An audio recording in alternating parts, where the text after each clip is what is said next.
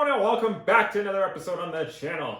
Today we are unboxing the Corsair RGB M.2 and it's supposed to be silent. Yeah. And it's like one of their most expensive keyboards. It's like $220?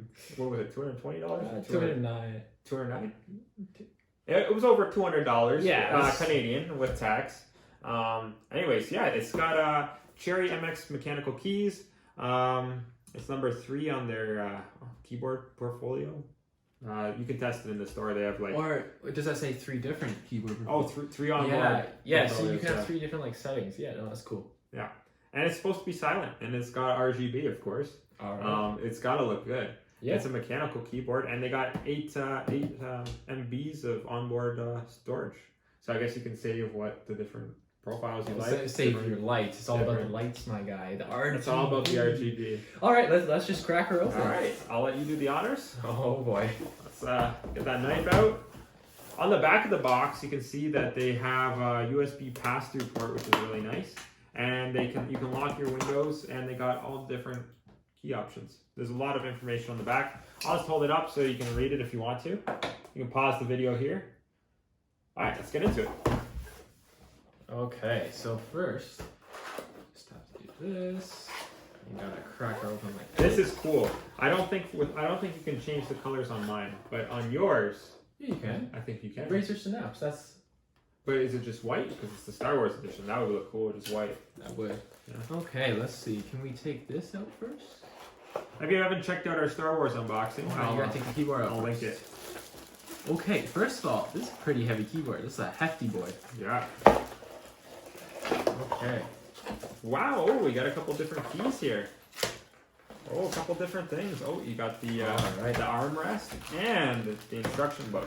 I think it's like a palm rest, right? Yeah, palm rest. Not armrest, my bad. Oh, that's actually not a bad feeling. Wow. That feels nice. Okay, there's a whole instruction book. You can change up a couple of the keys. WASD can be a different color. Well, yeah, if you're a gamer. I think you're a gamer. Yeah. Okay. Let's get that plastic off of there. Wow, yeah, it's definitely a...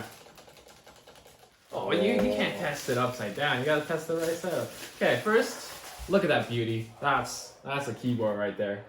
And 2 USBs. Oh, look at that. Is one for like RGB or something? We'll have to check the manual. Oh, yeah, the manual. Oh no, it just splits. It splits. Maybe you could have it to 2 computers. That'd be sick. That would be real cool. You could have it to your desktop and your laptop at the same time.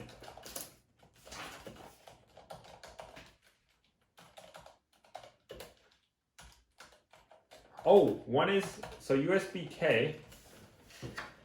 One USB is for the keyboard, and then the other one is for pass-through.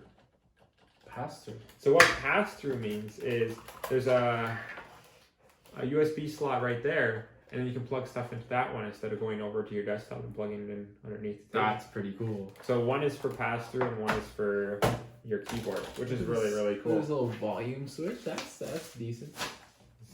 Oh, it's satisfying. It's like your little mini DJ.